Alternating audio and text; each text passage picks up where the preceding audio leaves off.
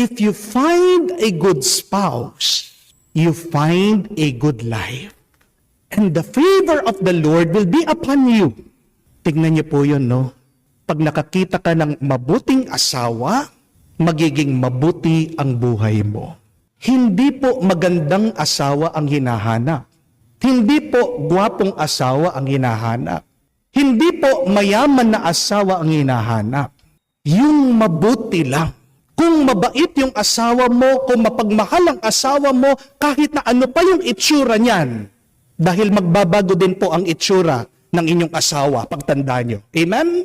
Pag mabait, pag mabuti ang asawa mo, pag matiisin siya, pag minamahal ka, kahit na nagbuibwisit ka, aba, jackpot ka na.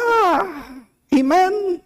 If you find a good wife or a husband, that is a good life.